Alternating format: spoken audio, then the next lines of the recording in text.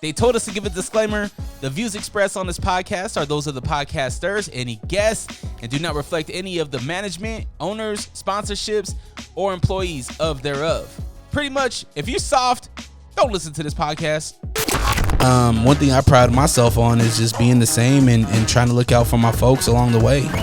Like, even with all these, big things happening, like, you still mad humble, and you still, like, you have enough clout now where you could easily be like, I'm not fucking with this, I'm not fucking with that. Oh yeah, motherfuckers, it's on. Unrestricted podcast listeners, thank you so much for clicking play. Because of you, those numbers are going up, up, and up. We're on the road to 1 million views on YouTube, and it's all because of you, and I really appreciate it. If you are listening on, let's say, Apple Podcasts, Spotify, SoundCloud, SoundCloud's kind of for the repugnant, but hey, we still love you. Your views do count. Make sure you share it, review it, let a friend know if you want to support this show. I really appreciate it. Today I got a very special guest on the other side of me, somebody that is a very big pillar. And it's funny, when I want to give you compliments, you downplay them a lot. You are a very big pillar in the mixed martial arts community. You are somebody that gives a lot of opportunity. You're somebody that brings a lot of entertainment to families. I got my man Zack Partridge in the building. How you doing, brother? I'm good, man. Yeah, what's good about today? Life's good. Just get up, wake up every day, kids in the bed, getting the older kids off to school. You got is Hunter 12 now? Yeah. You got a 12-year-old now? How's that? You got almost a teenager. Yeah, he's acting like it.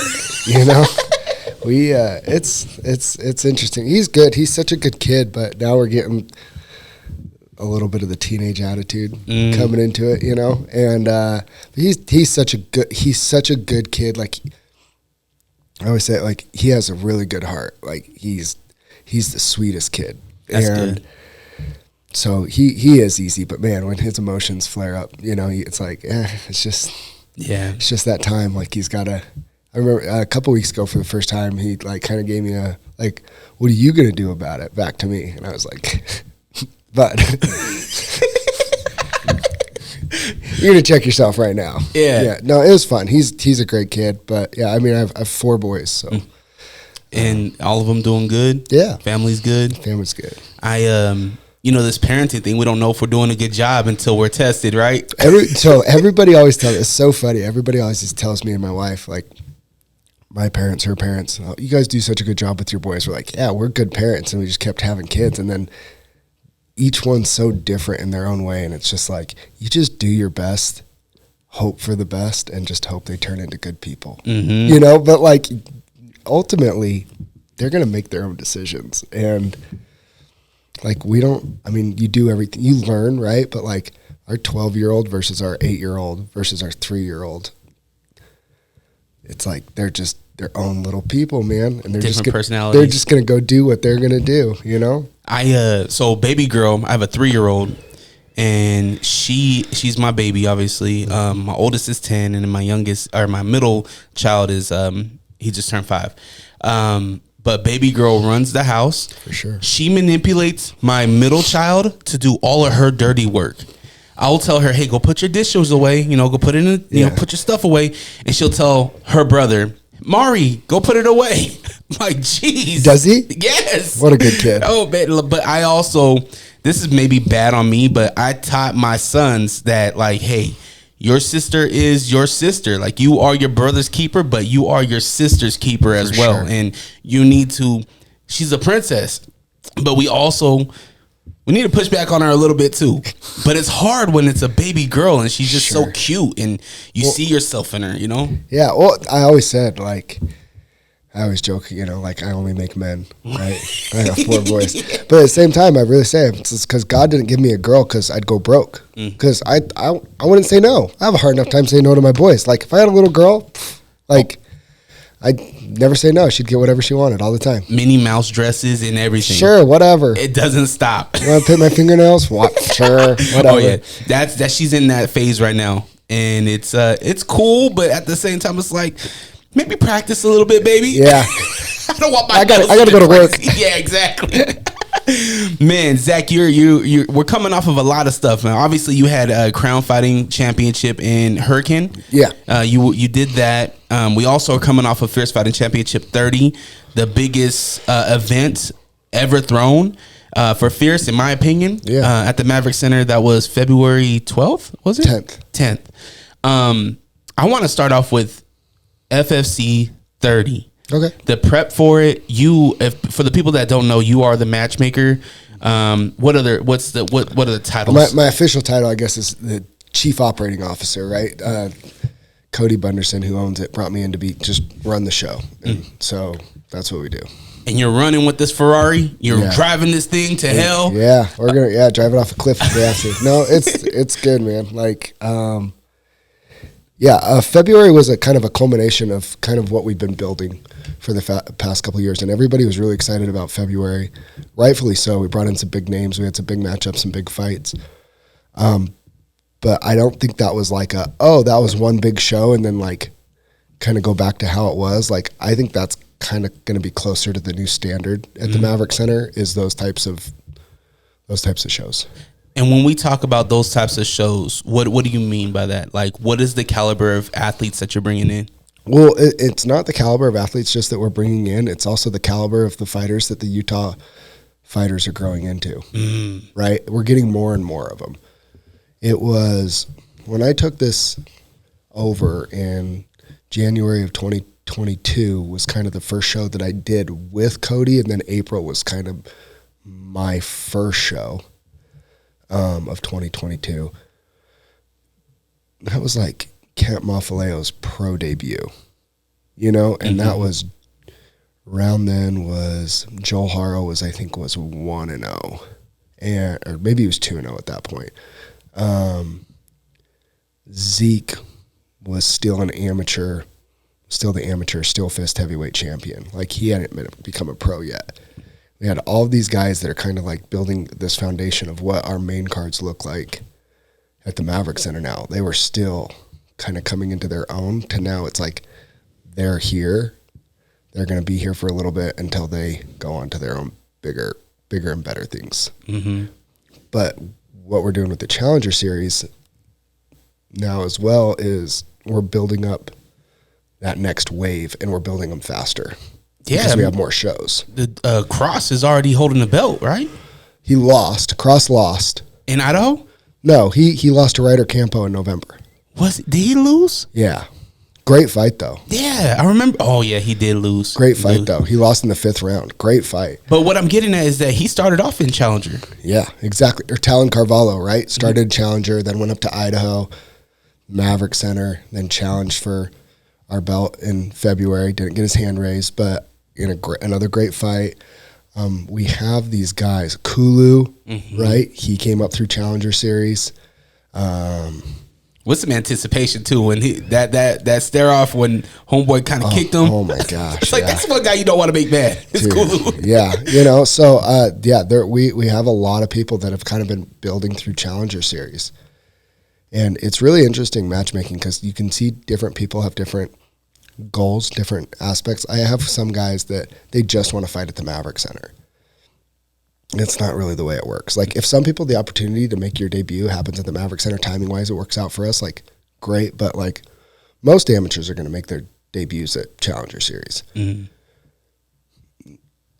Do the right things, put on a good show, be easy to work with, market yourself well, do those things, kind of earn the right to fight on that bigger stage. That all those pros, right? Kent, Eric Iman, Joel Haro, Zeke Latu, Carson Hardman, all those guys have paid their dues fighting on smaller venue type shows beforehand. That's what our Challenger Series is to create that pathway. So some people are like, I just want to fight at the Maverick Center. And it's like, you're probably just going to have to wait a while then. Are there's athletes that just want the big stage without paying the dues?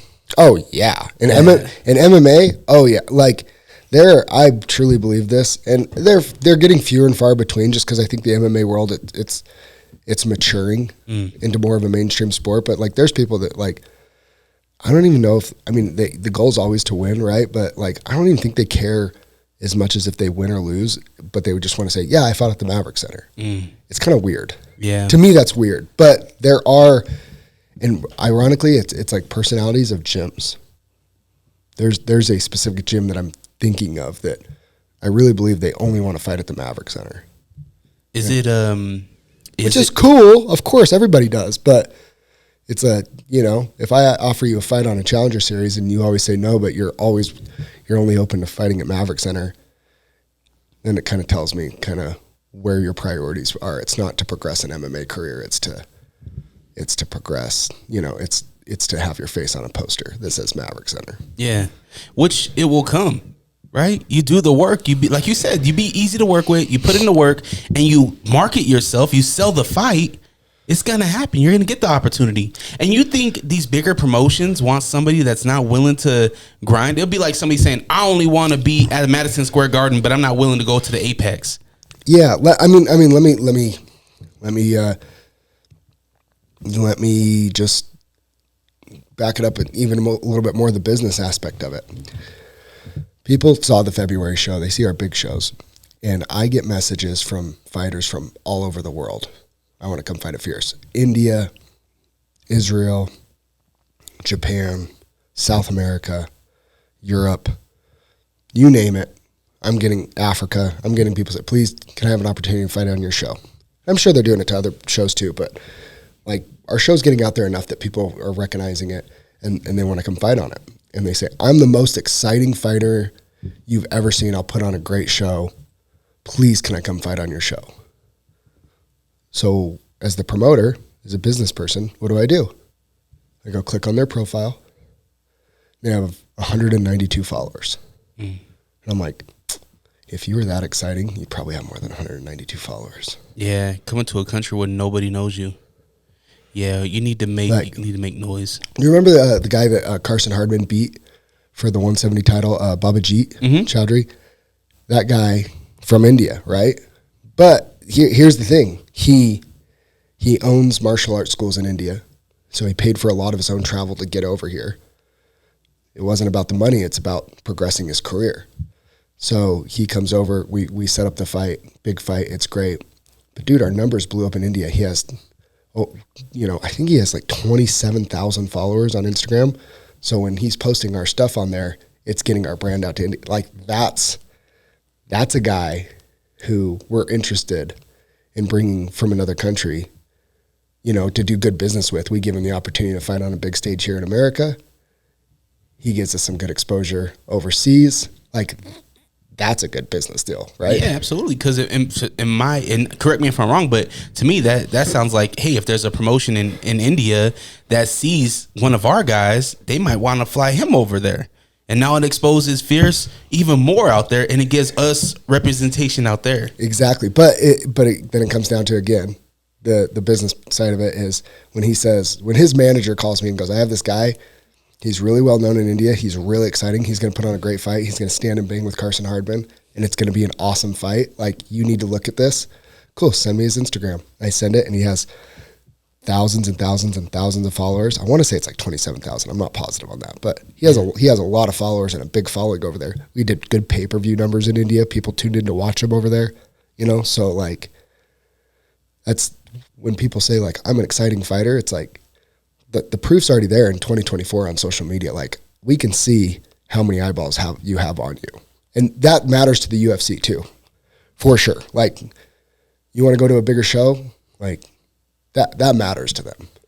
Yeah, there's a balance between business and just doing the sport, right? Yeah. What's the challenge with you being in the position that you're in that you have to worry about both? It's hard. I mean, I was having this conversation last night with one of the bigger gyms in Utah. I wish I could put every single fighter on every single card that they want to be on. I really do. But the fact of the matter is, like, there's a business side of it. And especially Maverick Center cards. If people knew like the budget that it costs to put on a show at the Maverick Center, I think it would blow their minds a little. We have a kid that's very, very good fighter, but he's not from Utah. He just lives here now, so he doesn't have a lot of friends outside of his gym. So he doesn't sell very many tickets. Well, and this is just, again, comes to the business side of it. So most of the fighters here know him. He's a tough matchup. Nobody really wants to fight him here. So I'm going to have to find an out-of-towner that wants to come fight at Fierce, that's willing to take a tough fight, to come be the out-of-town guy. That's not always an easy find. So I'm probably going to have to look further than, driving distance. So I might have to fly somebody in. So now I'm looking at flights, hotel rooms, travel for him and a coach to come out here. Well, if he can't sell enough tickets as an amateur to cover the cost of that, I'm going to lose money putting that fight on. That doesn't make a lot of sense. And you only have so many fights you can put on. Because, my goal is always, the sweet spot's always been 10 to 12 fights. Yeah. As you saw, last time, I usually book 14 to 16, and then they fall off, and I just don't rebook them. We just bump them to the next card or whatever. That last card, we had 14 fights, and they all stuck. Yeah. And then the night got long, which I thought all the fights were really good, but it still gets, for most fans, it's just too long. So we want the show to be, we want fans to love the show to the point where I don't want fans going, ugh, when's this night getting over? I want the fans going, man, I wish there was one more fight. Yeah. Right? So this is all the business side of it. We can't put on 16, 20 fights and get everybody on every card.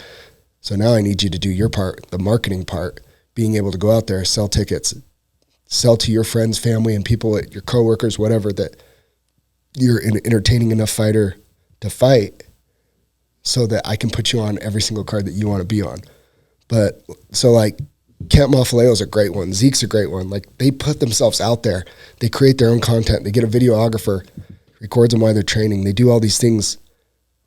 They do their part to promote themselves and the show. I can put them on whatever show they want to be on. I just had that conversation with Zeke. Because he pushes so hard and posts and does all the things to create awareness around his fights and Fierce, I can put you on. You can fight whenever you want when you do that. But then I have guys that I just want to worry about fighting. I don't want to worry about selling tickets. Yeah, it doesn't work that way.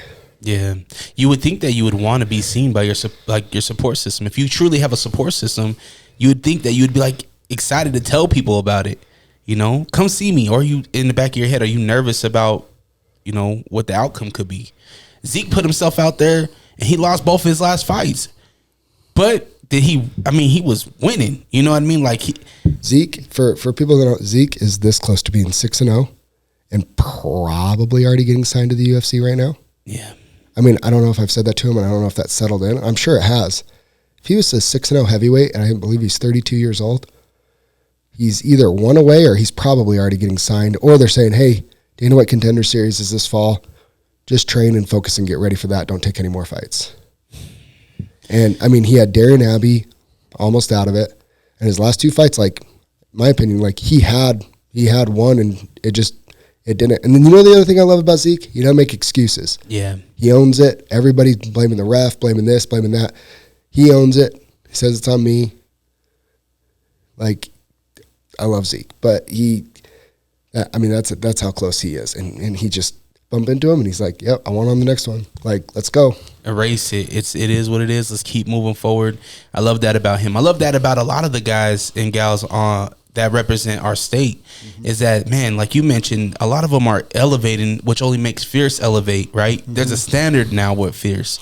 You've been in it just over a year, going on 2 years now, being the driver of this thing. And now you have a cool standard. You have a standard of excellence.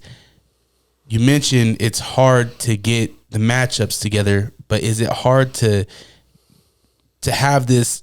We mentioned 5 guys that represent Utah. Is it hard to keep them active? No, because those guys, those pillar guys, right? Those pillar guys. I look at the pillars. Kent has obviously been the guy that he's been the face of our promotion for the better part of a little over a year now. Joel Haro, big comeback for him. He's had some injuries and some setbacks. I think we're going to see him go on a really nice run. Great job. He's another one. Great job matching that last fight up. So that kid, when I watched film on that kid, when I watched him, I said, he reminds me of a young Joel. It got a little scary at the end too. With Joel. He would point that and was like, "Yo, man, he got you with a back elbow." Yeah, that was cool. Joel, another one that doesn't get talked about enough. Mike Jones, just because so he took some fights at Still Fist and things like that, and he came and he fought Jerome. Another one's Jerome, you know, and it's like some people are like I get a little frustrated with people are like, well, some Utah guys have been taking some losses lately. They're also fighting like top level type guys for a regional show. Mm-hmm. There's no padded fights over here. Like I'm not like there's a right and a wrong way to build a fighter throughout their career. I was talking about this with another matchmaker with another show yesterday, but at some point you just got to see if they're the goods right now or not. Like, and there's people like Joel and Kent, right? Joel came off of a loss, got a great win. Kent is coming off of his first loss as a pro. I've seen Kent lose as an amateur, though, and I've seen how he comes back. Like, I'm not even worried about that. He's going to come back better. But Kent, you know, that comeback, he needed that step back to be able to take those next 3 steps forward. That's sports. It's very rare for somebody to just go all the way to the top with no setbacks. You know, I mean, we see this in MMA all the time. There are guys that are really, really good fighters that lose once and they quit, and you never see them again. We've seen it at Fierce. Yeah. And like just knowing like who Kent is as a man, I knew who Joel was as a man. Like when they have those setbacks, watching Zeke go through these setbacks and still keep, you know, pushing and chasing his dream, like that's what the growth of MMA really is about and needs. Not the guys that can just like, you're not going to get the Conor McGregor that just shoots all the way to the top to a belt in the UFC. Yeah. The more realistic one is like the Dustin Poirier, right? The wins, takes a loss, wins, takes a loss, wins, you know, and then that's like the more natural evolution in sports. Yeah, it can't be easy going through the lows though. Like as an athlete, as a spectator, I'm like what you're saying. Like I know the comeback. As soon as Kent lost, I was like, nah. I told my wife, I was like, nah. If there was another round, he'd be willing to go right now. Crowd or no crowd, he'd be willing to go right now. But I also look at guys like Zeke when he hears, man, you're there, man. In the opinion of a fan, you've won a lot of these fights. You know, we're winning a lot of these fights. It for the fighters, I wonder if it's a tough pill to swallow. It for sure is. It for sure is. But that's what makes them fighters, isn't it? Like it's not it is sport, but it's not like basketball, you know? Like it is a little bit different. And like most of those guys, they're already in rooms. They're already in rooms where they've taken L's before, just other people haven't seen them. Like, we all get whooped in the training room. We all get whooped. It's probably been maybe a while for Kent, but, like, I guarantee in his early days, like, he's had, you know what I mean? Like, this isn't the first time he's had to go through this. It's just the first time that we've seen as a pro. Yeah. So, like, in Zeke is the same thing. Like, I've seen Zeke lose as an amateur before. Like, and then his last amateur fight was a loss. And then he starts his pro career, you know, like, takes off. Hey, what happened with Abby? Abby and Kent was supposed to happen. And he got sick. Well, yeah, the full story was I picked him up from the airport on Thursday, flew in. Him and his coach teammate flew in on Thursday. Excuse me. And they flew in. Didn't think anything of it. And then, and then I talked to Abby's manager Friday on my way to weigh-ins and about something else. It was a different matchup for a future card. And he said, by the way, has Darian talked to you? And I said, no. And he goes, oh, he was supposed to. He goes, he hasn't been feeling well. And I said, like I saw him yesterday, he seemed fine. And he goes, yeah, he's feeling better, but he hadn't been feeling well. And he just wanted to give you a heads up. And I said, okay, no worries. Like, didn't think anything of it. Went to weigh-ins. Everything was fine. Didn't think anything of it. Right as we were wrapping up weigh-ins, he said, hey, can I talk to you? Sure. Went out into the hall. He said, I have not been feeling good. I've been sick all week. Earlier this week, I was throwing up. But he goes, today's been better.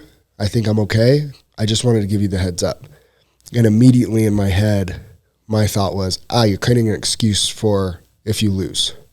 So a lot of fighters will do this, or they'll do things so it's like they have that like already built-in excuse so that if they lose, they can go, yeah, but I was hurt, or yeah, but I was sick that night. Like if we fought again when I'm healthy, I could beat that guy. You know what I mean? Like they, for whatever reason, and that's kind of that's what it felt like to me.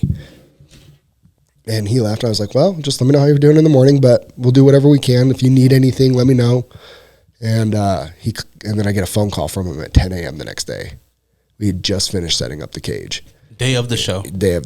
And I was like, I knew. And right? It's the main event. It's not just this is the main event. This is a huge fight. And that was a fight, honestly, that should have been like what Kent and Bandera was too. Like, Darian Abbey is no joke, and a guy that is on the UFC's radar as well. You know, like the winner could have like potentially got signed off that.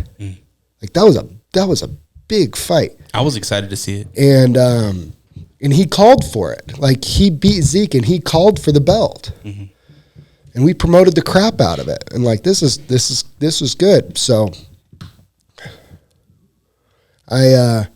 So he called and he's like, I'm sick. He goes, I woke up. I'm worse again. I can't breathe for more than 3 or 4 minutes. Like I tried to jog. My chest is getting tight. I just have this really bad cold. I don't feel good. And I was like, dude, you have a cold? Like your muscles need oxygen. You're all congested. Like I could tell he was congested, you know? Yeah. And I was like, go. So we paid for him to go get an IV. Like, go take some Sudafed, you know, get like your airways all cleared out, like whatever. Go turn that shower on as hard as you can deal with it and like just sit in the steam and just kind of clear yourself out. And I'm like, dude, you'll be fine.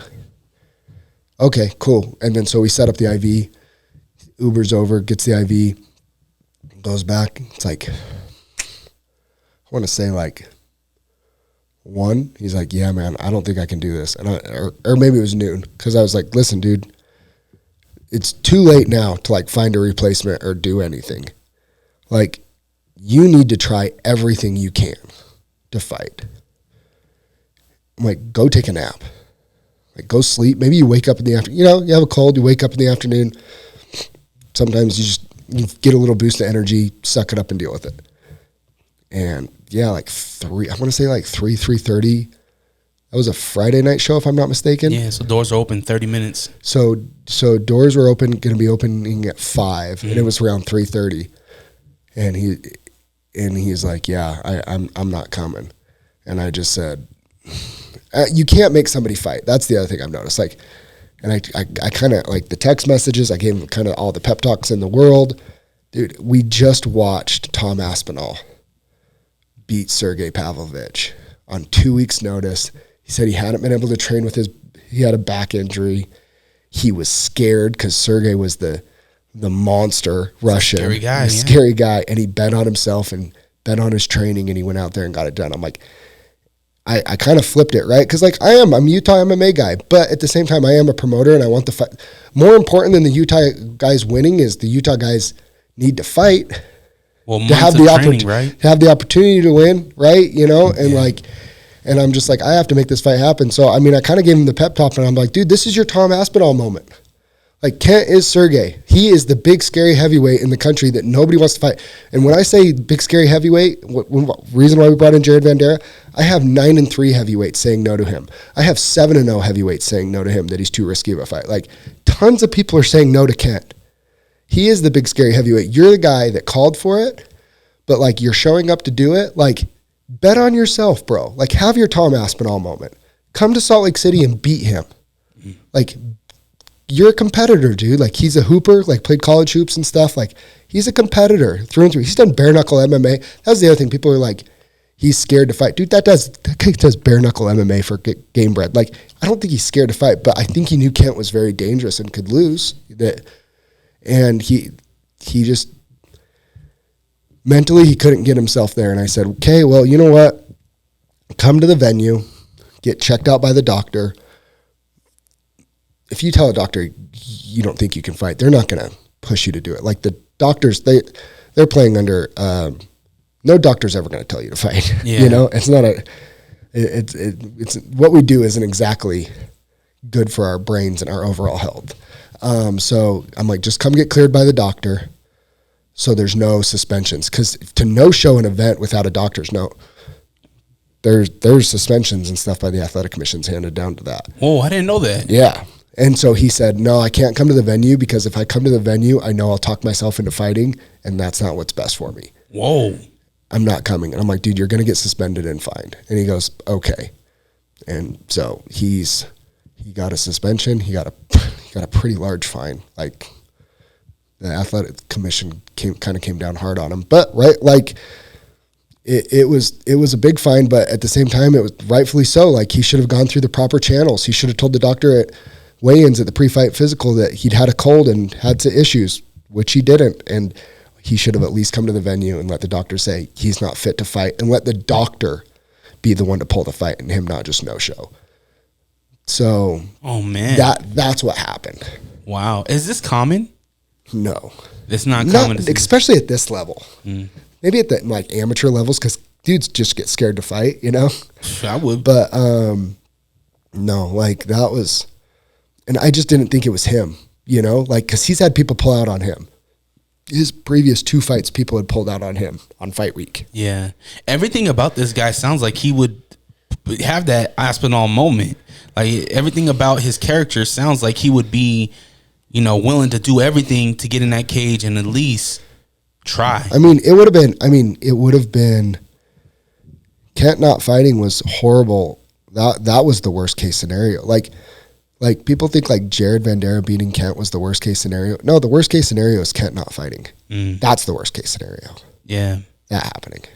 He said it. He came on here and he said it. He didn't feel like himself. It was a fog, but he still got in there. He did it. He's ready to bounce back. Do we know? Is he coming April back? 20th, UVU. Him and an opponent. I already got their contract signed. Big boy. He was actually supposed to fight Zeke back in August, and he tore his MCL. And he messaged me and he said, "Hey, I'm healthy. I'm back training. Any chance I could get on the April 20th card?" And I said, "The only heavyweight I have on that card for you is Kent Mafaleo. He's 1-0, so he's an undefeated, but I mean, just one pro fight." And he said, "I'll fight anybody." He goes, "I'm not afraid to fight anybody. I'll fight anybody." I said, "Well, Kent, I'm sure Kent's down if you are." And he goes, "Let me just make sure I have a coach that can come with me to corner me." He messaged me back like 2 days later, and he was like, "My jiu-jitsu coach is coming. We're good to go." Oh, that's awesome. So we got Kent locked in, contract signed, done. 420 UVU. When do tickets go on sale? March 25th. Nice. The Monday after our March Challenger Series up in Ogden at Bonneville High School. Challenger number 9, right? Yep. Who do we have on that card? What should we be excited You know about? what? So this is another one. Me and Julian Ruiz, we kind of go back and forth. Like, I think I drive him nuts a little bit, and he drives me nuts a lot of it. But, you know, and I talked to his head coach Ramsey about him, but I will say that Julian can fight, and he's a really good fighter, and he's very skilled, and he's a competitor to his core. I actually rolled with him when we were down in Price at an open mat at our Challenger Series down there, and like, it was fun. Like, but he's competitive as all get out, and got a little bit of insight of why he is the fighter that he is, and I respect him a lot as a fighter. And then the other thing is, he's one of those that he goes, I think I hope this is not a turn, but I do think he believes that, you know, fighting in a high school is a little bit beneath him.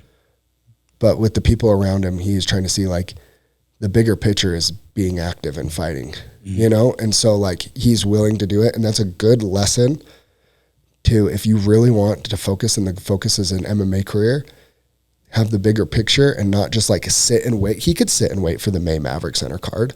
He could. That option was presented to him, but he wants to fight. And so it's like, cool, well, let me get on this Challenger Series at a high school, and then I'll fight at the May Maverick Center card, and then we'll keep going from there. Like, it's the fighting and the big picture is the priority, not the the short term of the actual venue where he's fighting. So I will give Julian a ton of credit for that. Because when he originally asked me to fight on that card, I said no. Really? I didn't have room on the card. Like, the card was already built, and he just got cleared from. He got elbow surgery last year, and he just got cleared, and I was just like, dude, no. Like, the card's built. Like, you're gonna have to wait. And he's like, please, like, I just want to fight. I want to fight. And I'm like, so fine. So we made it work. I'm trying to think the last time I seen him fight, because didn't he have somebody pull out as well? Yeah, Cody Hammond pulled out last January, but then they fought on the March Challenger Series up in Clearfield High School. Oh, okay. And then, that was his last fight. Because he was supposed to fight in August at the Maverick Center, and he got hurt working with the UFC guys that were there at the pit, getting ready for the UFC fights that were here last summer. That's right. Alex went over there, right? Yeah. That's right. Yeah, I think it was one of Alex's boys that actually hurt him. Damn Brazilians, man. Take it easy, bro. What are you going to say? No, but it's a really good card. Him versus Desmond Monabot. Desmond made his pro debut on Fierce 2021, I believe. Very fun striker. Like, that's going to be a very exciting fight. Co-main event, Nate Owens, who's kind of been on a tear and like leveled up and become like this kind of little gem here in Utah, versus Steven Steyerwalt, who put on one of the best. They both are coming off of wins against Kesley Collard, ironically, decision tough wins. We've had that fight done since December. That's going to be a great fight. Those are our two pro fights. Ryder Campo was supposed to be making his pro debut, but had to pull out due to an injury. Brendan Myers is back. His last fight, he lost for our 125 amateur title. Brendan Ferrer versus Sidney Blackwood from Extreme Couture. Brendan trains at the dojo with Bobby King and Joel Haro and those guys. Yeah. Sidney Blackwood, he's had a couple wins here at Fierce, or he's fought twice at Fierce, once down in Vegas. From Extreme Couture, he's two really good strikers. It's a really good card. It'll be really fun. I'm excited for it. Who's the young lady that trains out of Hardman's gym? Grayson Johnson. Is it Grayson Johnson? She fought at the Layton show. I think it was during summertime. Young lady, she fights out of. You mean the Farmington show? Farmington show. Yeah, Grayson Johnson. Yeah. So she just lost in February at the Maverick Center to the girl from Syndicate in a really tough fight. But Grayson, she had a big knockout last September in Farmington. That's right. I remember seeing her. Who's the other guy? Sorry, I don't know the names. You're good. I take little aspects of them, like the one over there. He had a cross tattoo on his chest. Teague Vigil. Red, yeah, him. Teague. When do we get him back? I don't know. He's the head coach for Dietrich Jessup, who is competing for the Steel Fist 125 title in April. So we originally, the plan was he was supposed to fight for our 125 title. Nazir Davis coming off back-to-back incredible knockouts. He's taking some time off to get some injuries healed up. So in the meantime, I think Dietrich's planning on going to Steel Fist, competing for their title. And then all things go well, I think he would like to come back and fight for Fierces. But so he's kind of focused on Dietrich right now, I think. But I know if I offered him something, I'm sure he'd say yes. He's super fun. He's one of my favorite stories in Utah. 0-4, was on his way to being 0-5, and had an incredible comeback win in November. You talk about stories, man. Roundstone got what, over 1 million views now? 1.9 million. The dude that Zeke lost to comes out and put on this a beautiful saying or interview, post-fight interview. Yeah. And he's just like, yo, like, I've already won. You know what I mean? I was a junkie. I got stabbed. I got shot. Yeah. And now I just won a fight that I was losing, came back and won. The flying knee was kind of crazy. Yeah, well, yeah, and dude, Ruben, I hope he doesn't mind me telling this. So this is my favorite. This was one of my favorite negotiations I've ever done. He asked for way more money than I was ever going to pay him. Yeah. I think it's a start high. Some fighters do that too. They just start high. You hit them something back within the real ballpark. I try to be very fair with my offers, and so they know that when I offer something that I'm being fair, and they're like, okay, cool, and they'll just kind of go with it. And he goes, man, that's a lot less than I want to fight for. Because when he fights in Montana at home, like he's fighting bare knuckle in March, and then he's fighting in Montana at home in April. Mm-hmm. Ruben is. Everybody wants to see Ruben back, but like he's like, I'm gonna go fight in my hometown. He's up there what Kent is down here. He's a big ticket seller. He's a big name. The whole Indian reservation comes out to see him. So he's like, I'm going to go make this money up here when we try to have him back. But anyway, so he's like, man, that's a lot less money than I'm used to fighting for. And I'm like, I know you want to fight Zeke because he beat your brother. This is what I can offer. If it doesn't work for you, no problem. Like, we'll try again later. Mm. And he goes, man, I really want to come to Utah. I love In-N-Out Burger. And I was like, don't we all, Roundstone? Yeah. I was like, okay, I'll buy you a $30 gift card to In-N-Out Burger. Personally, like me personally, I'm going to go to In-N-Out Burger.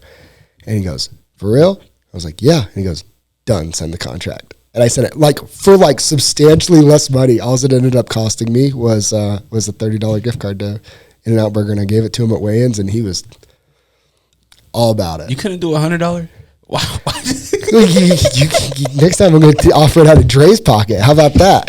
No, only if you come to the pod. If you come to the pod, I got a $100 In-N-Out gift card for you. Ruben's back. Clip this, send it to Ruben. That is how we'll get him back here at Fierce, is a $100 gift card from Dre to come on the podcast. And a shout out. But I'm biased, though. I want Kent to win. If you come back to Salt Lake, you got to fight Kent. So, I'm biased. Sorry, bro.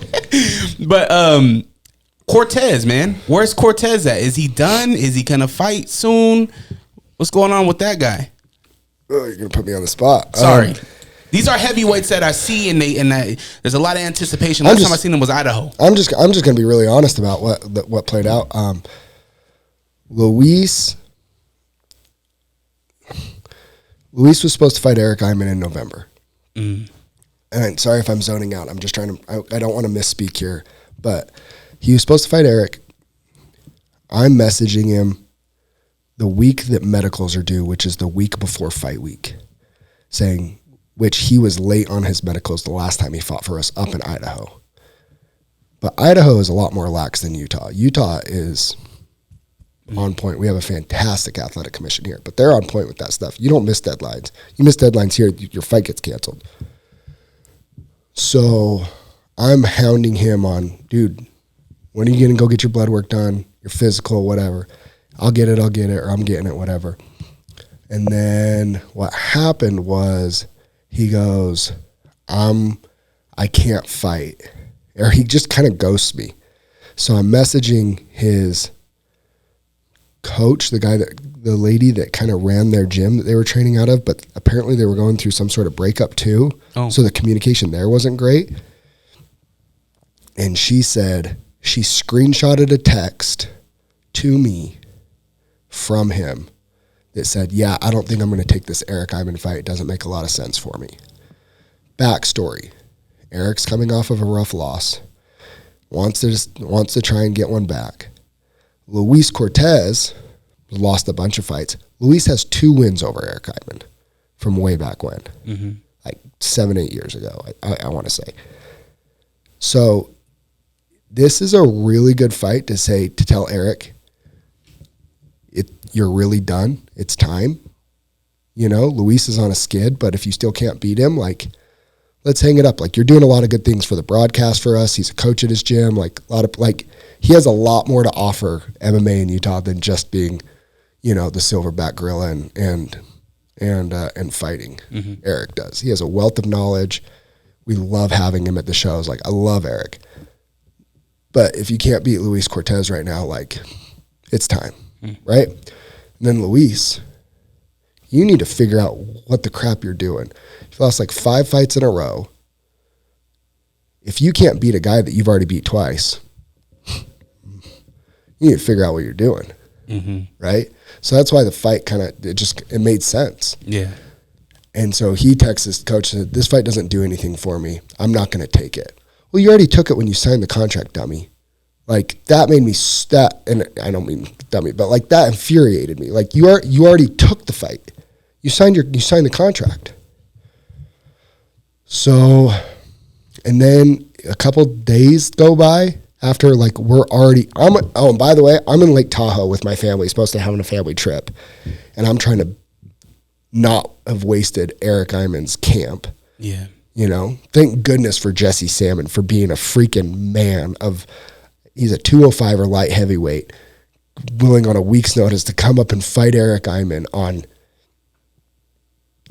6 days notice and giving up, I think, dang near 60, 65 pounds. Yeah. And, and then Luis sends me a picture of a blown out hamstring, like the bruising of a blown out hamstring. And he goes, this is why. Well, his coach had already sent me the text message of what he said. He said, I'm not going to take this fight. It doesn't do anything for me. So I have a really hard time believing that. And then I found out that hamstring picture was pretty old and he'd been cleared to fight. But I wasn't there. So like, that's the other thing. I'm not saying it was fake. I don't care about any of that. Yeah. I can only just do with the information I have. But with that information, I don't really see a scenario where I'm super interested in having Luis Cortez come back and fight for Fierce. Makes sense, man. On the flip side of that, the young man that took the fight last minute, I thought, he got Iman had pounds and about 4 inches? At least. And I feel like he still performed pretty well. He did great. Jesse's awesome. I love Jesse. Gosh, poor guy. We were supposed to fight on the same card together last weekend. His opponent threw out his shoulder, dislocated his shoulder warming up. During my fight, his fight was the main event. My fight was 2 fights before the main event. You can actually hear it on the broadcast of my fight, telling somebody, the promoter who's on the mic for the commentary, saying, Thompson just threw out his shoulder and can't fight in the main event. Oh, no. Like, you could hear the person relaying it to the guy during my fight. There was a stop in action because I got kicked in the cup. And you can hear somebody tell that, why there was kind of like a quiet moment in the fight. It's really weird. So he didn't get to fight last weekend, but like Jesse's the man. Like, I love Jesse. He's one of those people that he's just happy and he's just really infectious to be around. And you just want to be around the guy. So yeah, we had, I hope I can say this. I hope it's not a big deal. We were this close to getting Eric Iman versus Jerome Hatch for that fight. Really? Like, Jerome was down. We just couldn't. He's under contract with Bare Knuckle, that BYB promotion, and we couldn't get a hold of them to get them to release him for that fight for that weekend. Damn, that would have been hella weight off of him too. What about still about 30, 40 pounds? Jerome's a little bit heavier than Jesse, and they would put into his jeopardy his title match that he fought. I want to say the 1st of January. Gotcha. In Miami. But they didn't want him to do it. But like that was we were this close to making that happen, and it was like I was like, this is gonna be kind of crazy. But that would have been fun. That would have been fun. He would have had a foot on him. Yeah, Jerome's not a tall guy either. No, he's about 5'9", 5'10", maybe 5'11". Yeah, I mean he would have had 8 or 9 inches. Eric easily would have. Dang. But I mean, but Jerome can hit like a truck, So I was like, and Jerome's not scared of anybody, right? And so I was like, this is gonna be awesome. Couldn't make that work, but Jesse was like, dude, I'm down. Like, let's do it. And that's the other thing with Jesse. How much do you need? Because most fighters will go, I can't. You're coming to me because you need this. Like, you're gonna pay me to do this. Jesse was like, whatever you can pay me is cool. I'm good. So when do we get him back at Fierce? Hopefully April 20th at UVU. We are waiting for contracts to be signed. Who's the main event at UVU? Mike Jones, just defending his 185 title. You talk about that Mike Jones, Jerome Hatch fight. So it'll be UVU, just so you know. We're returning to UVU, where Showdown days are. we are bringing an absolutely stacked card April 20th. We have Mike Jones defending his 185 title. We have Jerome Hatch defending his 205 title. We have Kent Mafaleo coming back. We have, and then amateurs, we have Jackson DeGray defending his bantamweight title. We have our vacant 170 title will be on the line. Wow. And Nate Reinhart is another local kid from Wasatch Combat, training partner with Jackson DeGray, that just put on a really good performance at the Maverick Center in November, and he'll be back. March, those tickets go on sale. January, up in Idaho. Nate Reinhart was up in Idaho, sorry. FierceFightingChampionship.com. Make sure you go get those tickets. What took so long to get to Utah County? Well, we've been at the high school. We've been at Mountain View High School. Yeah, but at UVU on campus. When the first time we went, we wanted to go there. It was May though, and it was high school graduation. They said our weekends are totally booked, but we want you guys back. Mountain View High was a good business partner that first time. The second, when we went back to Mountain View the third time, we had so many people there that we couldn't get the internet signal out for the pay-per-view, and we had to refund all the pay-per-views. Oh, wow. That sucked. And so we said, hey, we need a hardline internet. And they said, we can't do it. What do you mean can't do it? Just run an Ethernet cable from a classroom or something. Like, yeah, it's a high school. Like, of course you can. And they wouldn't do it. So he said, okay, we're not coming back. It's a nice high school, too. It was really nice. And Court McGee's a wrestling coach there. So it was like, there was kind of connections. And I thought it was a bummer, but I don't know. Maybe they didn't love it. I know they got some flack from the community for letting an MMA promotion come put on fights at a high school. Maybe that was why they didn't really want to work with us. I don't know. Is there still a stigma with mixed martial arts? Oh, for sure. In 2024, there's still a stigma. For sure. Wow. Like, one of the biggest sports in the world. It's mainstream now, and it's still, yeah, it's fine. Like, to each their own, like, whatever. Like, you can only do so much to, like, try and educate people. And, like I say it over and over, the thing that surprises people the most is the respect and sportsmanship after the fights, right? And it's like, the competition it's brutal, it's violent, it's everything, it's fighting, it's combat sports. But, like, look at those moments right after the fight. Handshakes, hugs, whatever. It's a beautiful sport in that way. Doug, you use the words brutal. Yeah, I guess, yes, you'll see blood. You'll see people get punched in the face, kicked in the face. But I also see technique. Sure. When you see homeboy hit Joel with that underarm fucking back elbow, yeah, that's wild. And he was wobbled. Beautiful. Wild moment. Wild transition. You know, you see Cerrone when he hit homeboy with that 5-piece combo. Yeah. Like a legendary moment. It's like, that's technique. Artwork. It's art. Yeah. And so I think it starts with it probably starts at home, right? Letting your kids know that these are athletes that train, and when we're going to the fights and my son comes to every fight, he knows that he has his favorite fighters. Sure. Let's go Zeke. Let's go Kent. You know what I mean? Yeah. He sees, let's go Mike Jones. You know, he sees these guys and he's watching the fight not to say punch him in the face, take it. He's watching it saying, you know, get off the cage, move this way, you know. Head movement. Exactly. Yeah. And we're spectators. But we watch and we see and we learn through the athletes and your guys' actions. So to hear that there's still a stigma there, it kind of hurts my heart. But hopefully with these kind of conversations, somebody that don't even know anything about MMA, hopefully they come to a fierce fighting event and see the art behind this. But I mean, like UVU, like that was the thing, is they were begging us to come back, and it's like, well, like now let's revisit the conversation, and it worked out really well. You know, like it's funny. My dad, for example, he says he doesn't love the sport, but man, he gets so into it, you know, like there's just something there's something about the sport. If you have a competitive bone in your body, you can at least appreciate and respect what the fighters go through. Mm-hmm.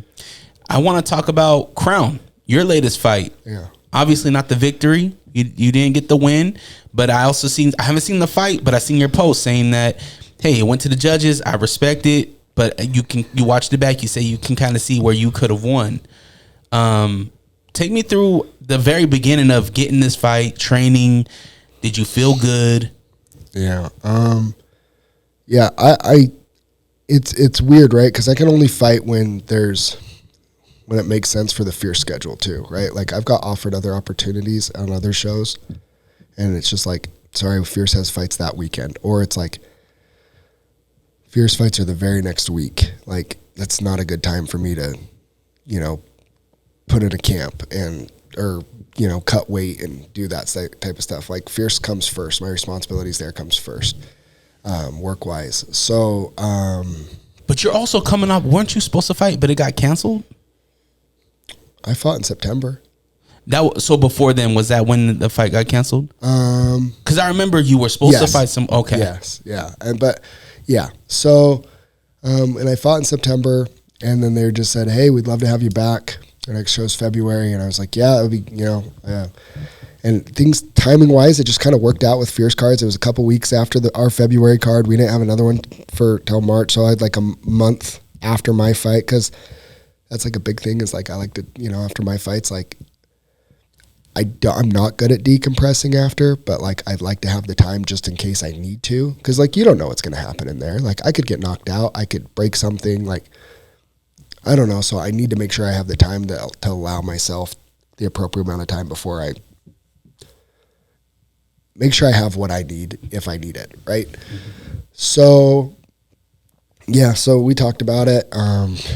They said, "Hey, we got a guy." And I said, I really don't care. There is a fight that I really, really want. They reached out. Didn't work for that fighter. So I just said, whatever. I'm like, amateur title or pro debut or just a regular amateur fight against somebody that's I view as a challenge. And they said, okay, great. And I've never said no to anybody they've sent me. Like, I'm going to say, yeah, like, as a matchmaker myself too, like I'm not going to sit there and pick and choose. Like send me a fair matchup and something that's challenging, and I'll say yes. So they sent me this guy's name, who ironically his last fight was for Fierce. He fought Andrew Mickelson for our amateur 185 title. Oh wow, Roger Atchley. So I've sat cage side and watched him fight before. So they said, yeah. And I'm like, yep, absolutely. They said he's a black belt in jiu-jitsu. And I said, cool. Like, this isn't a jiu-jitsu match. Like I'm very comfortable with him having a advantage in jiu-jitsu against me. That's probably the one place that I'm most comfortable. Like if somebody was like an elite striker or an elite wrestler, that's like, it could get sucky real quick. But jiu-jitsu, I'm like, that's a good matchup to be deficient in an area against somebody. And I had a fantastic camp. My biggest thing was my weight loss. I missed weight in September, my first time. My body shut down on me. We did everything right this time. Made weight fairly easily. 170 is not a fun weight cut for me, but we made it easily. And then, what do you usually walk around at? Out of camp, like 204 to 208. Okay, so some pounds you got to get off. Yeah. To make 170. So like I'm trying to like stay small now, but like really, I mean, I'm 191 pounds when I start my weight cut. I'm 190 pounds when I start my weight cut 24 hours before weigh-ins. What? Yeah. Holy smokes. Like, and I mean, that's me eating and fully water loaded, like 2.5 gallons that day. But like I cut a lot of water weight. And, but like when you do it right, it's not so bad. Like it's not fun, but like we got to 170 on the dot, no problem. If I would say there was one thing that wasn't perfect about the camp, it was like my best friend and main training partner, Cole Faust, he broke his arm in his pro debut back in December. So I didn't have my main guy. Yeah. But at the same time, I think it was a blessing in disguise too, because it like made me not reliant on having, the person I'm most comfortable with in the room with me every day. Learning how to like go through a camp without him. So I think that was, I think that's going to be viewed as a positive going forward. But in the moment in camp on the hard days when you know, you have your best friend that kind of picks you up and stuff. Like, not having that guy by me day in, day out, that was a process to like learn how to work through. Yeah. But it was good, and he was still there in my corner and like still checking in on me. And I'm really close with my head coach, Aldo, and he was great. He's like family to me. I very affectionately call him Papa. Like we're very close. And so I had him though. Like I was great. Like my training partners were great. Everything was good. Couple minor injuries, but everything was healthy for the fight. I think I was too relaxed. I haven't said this out loud yet, but like thinking about like where, like checking my emotions throughout the day, like I never had nerves come. I usually have some sort of like adrenaline spike during the day. Like, am I really about to go do this? I had none of that at all on fight day. I started like, and then I kind of like tried to force myself to get a little bit amped as the fight was getting closer. But like, if you look at the difference, like the body language of me fighting in September versus this one, like, dude, it was like out of a cannon. I sprinted to the cage in September. On this one, like, it was just like, I was walking, said what's up to like my friends, like high-fived, hugged my wife and kids. It was just, I just was it was just calm, but like, I don't know. There wasn't, I felt like I won the fight. Like I said, I've watched it multiple times now. I'll send it to you. I'd love an honest opinion. I had one friend that I very, very much respect say, yeah, I thought you lost. And I was like, and I appreciated the honesty, but most people felt like I won. When the judges at the end said, unanimous decision, 29-28, I put my hand, like I was in my head for sure I'd won rounds 2 and 3. No point deduction for the cup kick? No, it was an accident. No. Oh, okay. So I'm a southpaw. He was right-handed. Yeah. When you have an open stance like that, it just happens a little bit more. But like, I mean, I had a fight where it was a draw a couple amateur fights ago, and I knew I won the first 2 rounds, and I knew that the third round very well could be a 10-8 round and could be a draw. I went to my corner and I said, this is going to be a draw. That was a 10-8 round. And they said, no, that wasn't a 10-8 round. Like, I know the judging criteria. I've studied it. Like, I watch a lot of fights. I know these judges in Utah. Like, they're friends. I have conversations with them about fierce fights all the time. Like, I know what they're looking for. So, but because of that, like, so I knew, like, on that one, that was going to be a draw. And then on this one, I was like, I felt like I fought a very smart fight and that I won. How beneficial would it be for Utah athletes to take a class of like in which judges would take? It's so important. Like, I mean, that's the thing is like I've talked about it with the Utah Athletic Commission is like offering some sort of seminar or like Zoom call or webinar or whatever. If I'm being totally honest, dude, the fighters, even the ones that'll be like, yeah, I would love that. Dude, they won't show up. They won't show up. I guarantee you they won't show up. I think a cool little seminar or something where it's like maybe I don't know what the time restraints are, but something about them understanding the business, understanding the promoter's perspective on why it's important to put yourself out there, understanding the perspective of the judges and what they're looking for, so they have the whole totality. Because what the fighter that says, I just want to worry about training and fighting, I get it, but you should also worry about, hey, what if you're losing a fight, what's going to get you points? Yeah. What are they looking for? Yeah. You know, how do you make sure that they like you have all the tools to get the win both in the cage and outside the cage? Yeah. Let me just backtrack real quick. I will say this, even though I thought I would, like when people say don't leave it to the judges, if finishing people was easy, like we'd all do it. Like it's not easy. That's like, I think it's a really crappy cop, cliche. But at the same time too, like I do watch that fight and like I made enough mistakes and I've always lived by this. Like I can ask a ref or a judge to be perfect when I play perfect or when I fight perfect.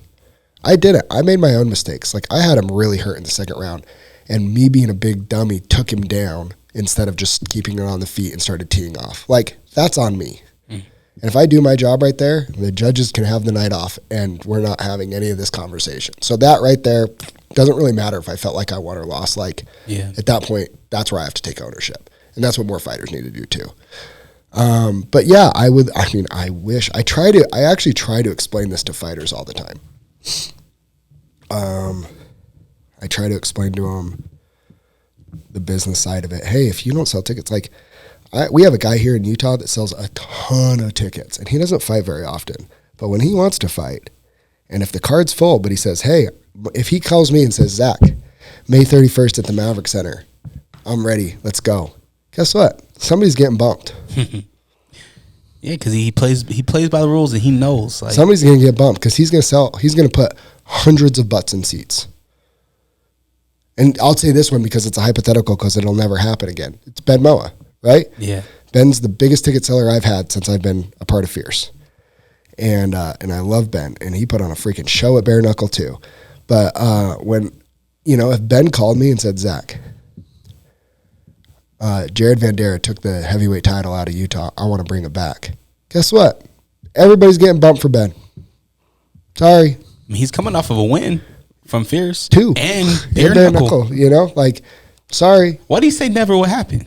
Oh, he's just done with MMA. Like, are you sure? Yeah. His wife threatened me. Yes, I'm sure. I love Christina. Christina, I love you too. The opportunity in Bare Knuckle and what he experienced there, the money that can be made with Bare Knuckle, just because of the viewership and their pay-per-view contract allows him to get sponsorship deals that just aren't an option at Fierce. I think if he ever fought at MMA again, I think it would be at Fierce. I'd like to think that. I love Ben. I give a lot of credit to Ben for a lot of my success in fighting, just because he's the first one that I felt like gave me the other fighter. My coach always believed in me and was very supportive, but he was the first pro fighter in the gym that was like, you can do this, bro. So I love Ben. And I love his wife. I love their whole family. Their boys playing football at BYU. They have an incredible family. But Christina, when he fought Cam Chisholm, Christina pulled me aside before the night started, and she said, Zach, never again. We are never doing this again. I said, yes, ma'am. Yeah. Have you heard from Trevor Bradshaw? No. We talked after his bare knuckle fight, but he's another one. Here's the thing. I would love to have him back at Fierce, and we have goals, and me and him have talked about it. He is so made for bare knuckle. He's so good at it, and that is his wheelhouse. And I feel I don't know, but I would love to have Trevor back on Fierce. I love Trevor. I think he puts on a great show. He fights with his heart. He's tough as nails. He's professional. He's good to deal with. I'm all for Trevor coming back. Yeah, man. I was wondering if he maybe has another bare knuckle coming up, because I feel like they both been in him. Obviously, Mike Jones didn't get what he wanted, right? He didn't get the win, but that bare knuckle was what? December 2nd. Been a few months. Well, they were going to come back in May. The rumor was they were coming back in May. I think I'm allowed to say that. They were, but now they're not. Okay. I don't know when they're coming back. Gotcha. They have a very, very interesting business model. It was a success here. I also know some things behind the scenes, but I'll share with you off air. But they had some success here, but at the same time too, what they're doing is, it's not cheap, and it costs a lot of money to put on a show like that. And I don't know if they fill up the Maverick Center if they don't bring in a name like Mike Perry. Yeah. That was cool to have in our backyard. For Utah to get it. Yeah. And the fights were good too. And to have our guys on there too, it was awesome. But you look at production, that's not cheap. Just the pay-per-view alone, streaming probably wasn't cheap. No. Bandwidth costs money. Yeah. Yeah. Yeah. Yeah. I'll give you some insight off air on what some of those numbers are, and it'll blow your mind. Cool, man. Well, let's jump into some questions. Okay. Are you sick of podcasts that just interview people with the same questions and gossiping nonsense? Are you tired of hearing about what's wrong with the world? Can you locate your nearest orphanage? Who cooked the Last Supper? R.I.P. Mr. Potato Head. Seppuku Harakiri. Where is Mavis Beacon? This is Hos. And this is host Beefy, Listen to the Beans and Rice podcast. exclusively in Braille and all streaming platforms. Patent pending. Hey, yo, you're probably listening to the Unrestricted podcast with DreRawka. We are? No, they are. Yeah. Oh, right. Oh, wow. And I'm the real Ruby. You can catch me and Fonzie and the Defunct. G Daddy Funk on Lake Talk 801 podcast. Yeah, but I think you have to come in more smoother, more funnier. Like, yeah, they could catch us on the Lake Talk 801 podcast. Yeah, y'all can catch us on Lake Talk 801.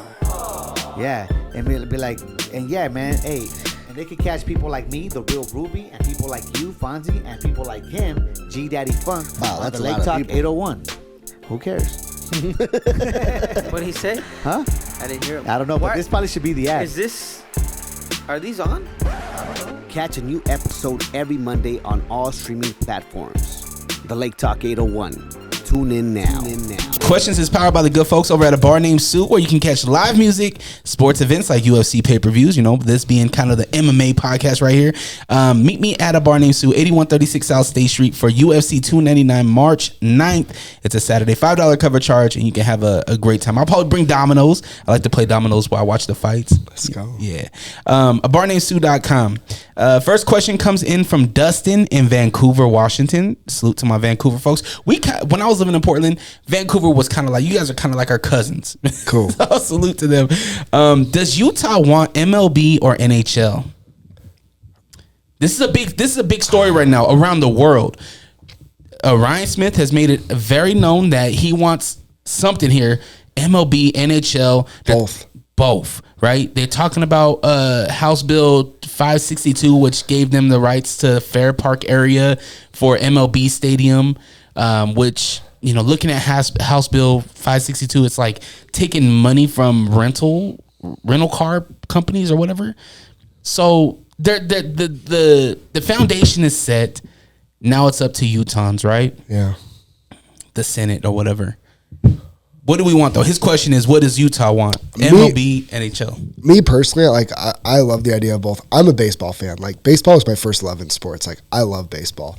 I would love to have an MLB team to be able to, you know, go to the park a couple times a month and go to an MLB game. But I mean, NHL is super fun. I love hockey. I fell in love with hockey when the Olympics came here, and I got to go to a bunch of Olympic hockey games when I was, 9, 10, 11 years old. Mm-hmm. Yeah, I think we can't go wrong with both, but I definitely think I think the baseball market would do a little bit better here. Would it be an expansion team? Would this be? No, baseball, the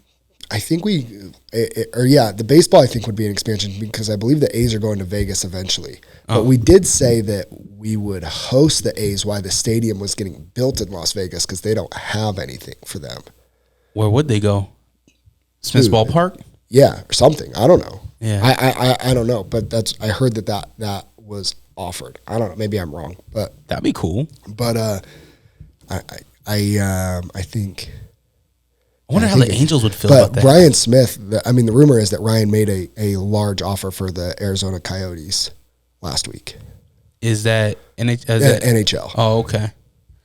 I didn't even know they had a team. Exactly. That's why they're leaving Arizona, leaving Phoenix. Oh, hockey in the desert. I mean, we're still a desert though. Regardless on what teams we get, it brings a professional team to Utah. Here's the real question: are you a baseball fan? I like baseball. Who's your team? I'm a Tiger fan. Okay, so if we get a team, are you still going to be a Tiger fan, or are you going to switch? I gotta switch. I'm a lifelong Braves fan. I don't know if I could just switch away from being a Braves fan. I think, but I would be all in on this team. You know what I mean? But yeah. It's like I don't know. Like everybody's like, no, you got to switch. And I'm like, I've been a Braves fan since I was 5 years old. Oh yeah. Nah, you'll still have that heart until they play each other. That's when it's in a really I hope it's I hope if we get a team, it's an AL team, so that the only time they'd ever play in meaningful games would be a World Series, and then you just sit back and just hope for a great World Series. That's kind of like me with the NBA because I grew up a Trailblazer fan, but now, I mean, living in Utah for so long. I was born here, but I lived in Portland for 10 years. Yeah. And it was those pivotal years of elementary school, seeing Damon Stoudemire, Rasheed Wallace, Bonzi Wells. And then we got Scottie Pippen. And I was like, oh, Douglas Shrimp. Arvydas Sabonis. One of the greatest big men ever. He don't get talked about enough. He was the original 3.7 footer. Yeah. But, you know, it's like Portland and Utah. They're like 1A, 1B, you know? Yeah. So I think, you still love your team. Yeah. But NHL, so I grew up a Capitals fan because I lived in Maryland as a kid. And so the Capitals were my team. But I'm not a diehard NHL. Like, if we got an NHL team, like, that's my team. I was looking at, because I don't have, as of right now, I don't have an NHL team. But Seattle got that new one, the Kraken. Yeah. And I was like, they're a new team. And it's cool. It's cool. Yeah. Maybe I need to be a Kraken fan. The Kraken. Yeah. But I don't know. All right, good question. Thank you, Dustin. Next one comes from Marshall in Salt Lake City. What game show would you like to play? So many game shows, you know. Who Wants to Be a Millionaire? Sports version. Oh, I do pretty good. Okay. Sports trivia? Yeah, I do pretty good. Well, we need to put that to the test. We're going to have a sports trivia night. Invite some of the sports guys. Just leave soccer out and I'll be just fine. All right. I got to go Family Feud.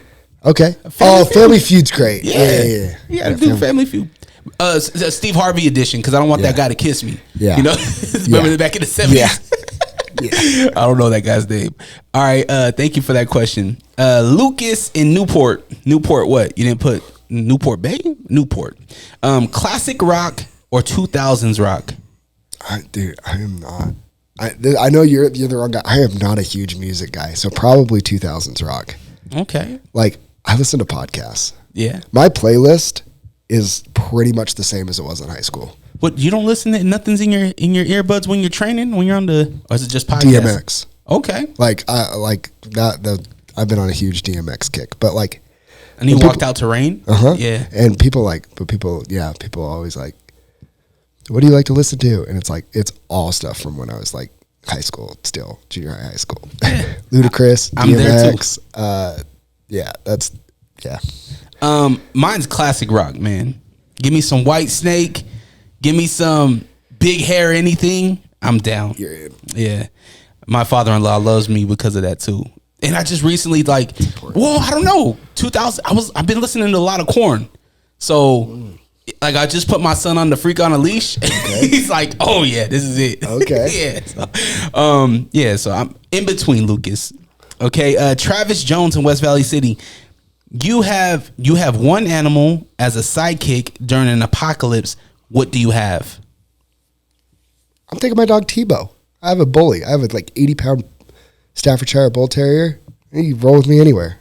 Okay. He's a killer. Super loyal, but if we need to get down, he'll get down. I'm grabbing a silverback. Oh, we're going any animal. Oh. Jaguar. Ooh. Jaguar. Stealthy. Yeah. Quick. Yeah. Perfect combo of power and speed. Ooh. I think my silverback takes your Jaguar out though. Sir, have you ever watched Tarzan? Yeah. Jaguar wins. That's true. All right, good question. I was thinking about the Walking Dead where homeboy had the Siberian tiger with him. Okay. In the I don't watch Walking Dead. Sorry. All right. I'm a horrible pop culture guy. This last question, it was one that was posed to me, and I've been asking people on the podcast because I thought it was a phenomenal question. Can you love unconditionally?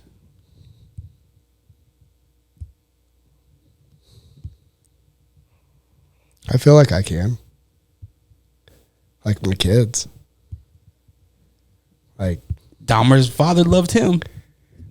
If Hunter ends up eating people, I mean, I don't know. That's pretty deep, bro. But I mean, I think that the goal is progress, not perfection, right? And so I think perfect love and unconditional is like a perfect love.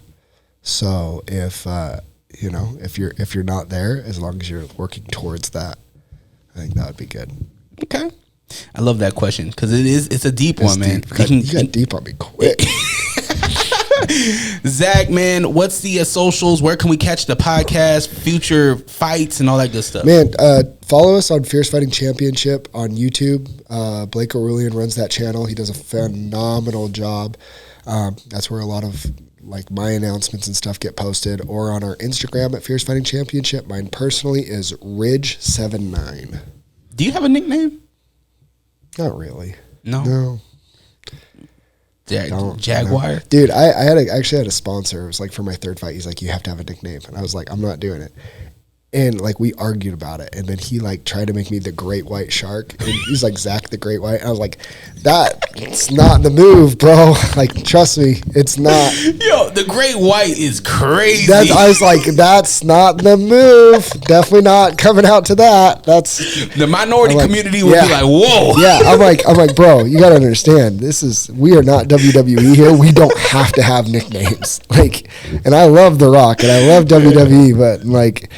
And we're absolutely not. So, yeah, I've never had a nickname stick. Did you see the promotion that Utah got the last for SmackDown? Yeah. There was part of me that wanted to go because The Rock was going to be there and Roman Reigns. I was like, this is cool. But the last time we went, when it came to the Maverick Center, I took my kids, and my kids hated it. Really? But that was a house show. That wasn't televised. I know. And so I was just like, so I couldn't get them behind it again. And when I brought it up to my wife, she's like, we're not doing this again. I'm like, all right. So. To be honest with you, the best thing about that show was the banter with The Rock in the crowd. The matches weren't super heavy. There wasn't. I mean, it was leading up to I forget what it was, but we went to Raw when they came here last, and the tickets went on pre-sale that night. Yeah. And I kicked myself because I was like, man, we didn't know Rock was going to be around. Right. And we knew Roman doesn't wrestle. You know what I mean? So it's like, and SmackDown's kind of been slow. Yeah. So I kicked myself because we could have had that moment with Rock roasting Utah. And I felt like Ryan Smith did something with them. That Ryan Entertainment, we have some events coming because they promoted Salt Lake City like they haven't promoted any other city. We had a whole promo with Rock. Yeah. On Instagram. Yeah. That never happens. Yeah. Ryan Smith's doing a lot of really cool things for the state of Utah.